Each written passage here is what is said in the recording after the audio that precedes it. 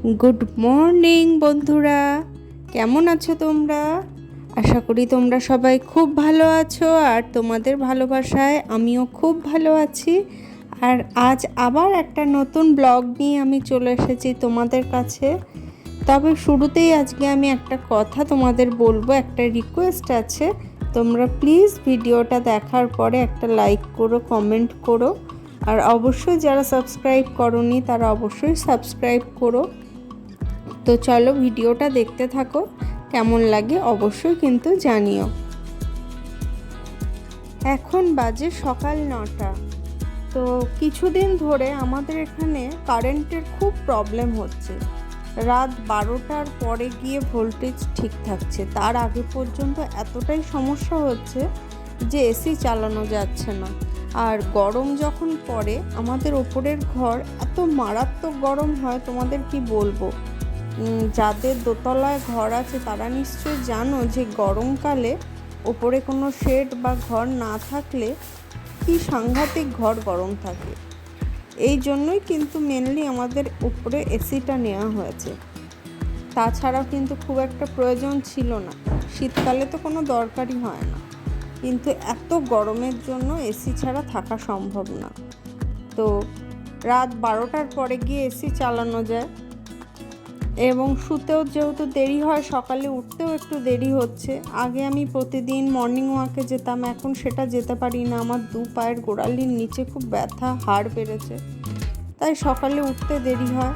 যদিও 9টার সময় উঠিনি, আজকে উঠেছি কটা, 7:30 কি 8টার সময় মনে হয় উঠেছি।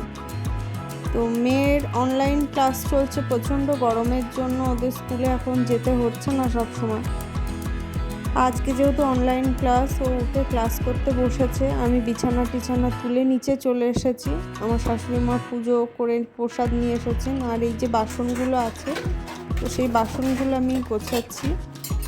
কিছুদিন ধরেই এই গরমটা পড়ার থেকে আমি দেখছি শরীরটা যেন প্রচণ্ড ক্লান্ত লাগে, যার জন্য সবসময় ঠিকভাবে মানে যতটা অ্যাক্টিভলি এই বয়সে আমার কাজ করা উচিত ততটা যেন আমি করে উঠতে পারি না। আর আরও একটা কথা হচ্ছে, আমার শাশুড়ি মা বয়সের তুলনায় সাংঘাতিক বেশি অ্যাক্টিভ, মানে প্রচুর কম বয়সী মহিলাকে উনি হার মানিয়ে দেবেন, এত পরিমাণে দৌড়াদৌড়ি করতে পারেন। হয়তো সেই জন্যও কিছুটা আজ আমার কাজ করার গতিটা অনেকটাই কমে গেছে। আগে যখন আমি একা থাকতাম তখন যে পরিমাণে পরিশ্রম করতে পারতাম, এখন যেন সেই ইচ্ছাটাই কোথায় আমার নষ্ট হয়ে গেছে, বা মনে হয় ঠিক আছে হয়ে তো যাচ্ছে, এই জন্যই করা হয় না। আর এই গরম পড়ার থেকে এটা আরও বেশি হয়েছে। যাই হোক, আস্তে আস্তে আবার আগের মতো অ্যাক্টিভ হতে হবে, সেই চেষ্টাটাই আমি করছি। তো দেখো, বাসনপত্র সব গুছিয়ে নিচ্ছি।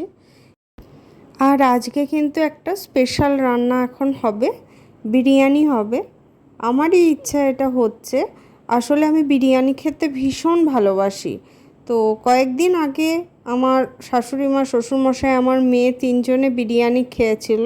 সেদিন আমরা বাড়ি ছিলাম না, তাই আমাদের আর খাওয়া হয়নি। তো বেশ কিছুদিন ধরেই ইচ্ছা করছিল। আর এই প্রচণ্ড গরম পড়েছে, শাক সবজি তরি তরকারি কোনো কিছুই যেন খেতে ভালো লাগছিল না মুখে। তাই শ্বশুরমশাইকে বলছিলাম যে একটু মাংস নিয়ে আসলে বিরিয়ানি তাহলে একটু করতাম।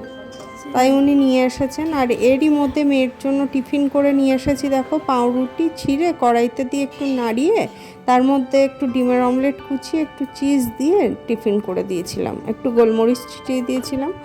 আর এই দেখো, পেঁয়াজ রসুন সব কাটা হয়ে গেছে। আর এগুলো হচ্ছে গাজর, আমার পিসির বাড়ি হয়েছিল, খুব ছোট ছোট হয়েছিল, তো ওই জন্য কত পিসিরা খাবে অনেকটা আমাকেও দিয়েছিল, সেগুলো আমি কুচিয়ে রেখে দিয়েছি, এরপরে পেস্ট করে রেখে দেবো। এই পেস্ট কিন্তু মাংসে দিলে বেশ, মানে মাংসের গ্রেভিটাও বেশ অনেকটা হয়, খেতেও খুব ভালো লাগে। এদিকে দেখো, চা বসিয়ে দিয়েছি, চা রেডিও হয়ে গেছে। আর একটু আগে তোমাদের বলছিলাম যে আমি বিরিয়ানি করব, কিন্তু আমি বিরিয়ানিটা করিনি, আমার শাশুড়ি মাই করেছেন, কারণ উনি পুজো করে চলে এসেছেন। আর আমার শ্বশুরমশাই যে চালটা এনেছে ওটা হলো আতপ চাল। এবার আতপ চালে আমি একটু ভয় পাচ্ছিলাম করতে, কারণ কোনো দিন করিনি। ঠিকঠাকভাবে ভাতটা নামাতে না পারলে অতিরিক্ত নরম হয়ে যাবে আর একেবারেই খাওয়া যাবে না। আর এরই মধ্যে আমি চলে এসেছিলাম ওপরে দেখতে যে মেয়ে ঠিকঠাকভাবে ক্লাস করছে কি। তো আসার পরে দেখি হ্যাঁ ও যথেষ্ট মনোযোগ দিয়েই করছে। আর এই দেখো আমার ঘরের বাইরের দৃশ্যটা কতটা সুন্দর, আমার এত ভালো লাগে এখানটায় বসে থাকতে, কি বলবো। আমার বড় পিসি এখন আর নেই আমাদের মাঝে, কিন্তু যখন তিনি ছিলেন উনি এখানে আসলেই বলতেন যে তোদের এখানে বসেই জানলায় বসে আমি চা খাবো। যাক, সেটা আর হলো না। আমি এসে গেছি নিচে, দেখো মা রান্না করা হয়ে গেছে প্রায়, ওইদিকে বিরিয়ানিটা হচ্ছে আর এদিকে কষা মাংস বসিয়ে দিয়েছেন। তো চলো একটু তোমাদের দেখাই বিরিয়ানিটা কেমন হয়েছে, তোমরা দেখে আগে বলো।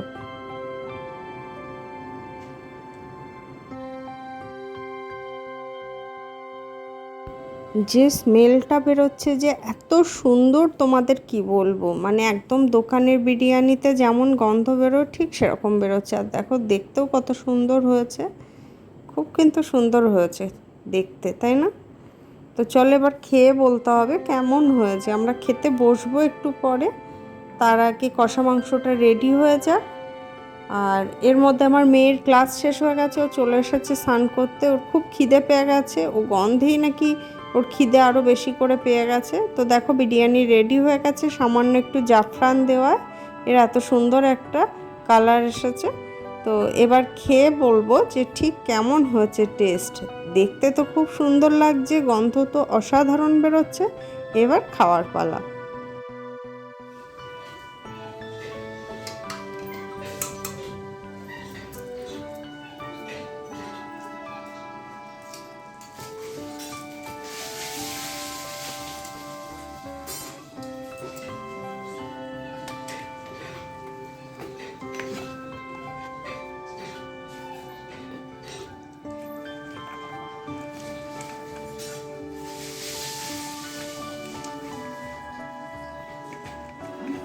কেমন লাগছে বাবা? ঠিক আছে? ভাতটা একটু শক্ত আছে, একটু অন্য চাল তো ওই জন্য কতটা শক্ত আর কতটা নরম হবে। একটু শক্ত হলেও খেতে কিন্তু অসাধারণ হয়েছিল। তো আজকের ভিডিওটা এই পর্যন্তই, আবার তোমাদের সাথে দেখা হবে নেক্সট ভিডিওতে। টাটা।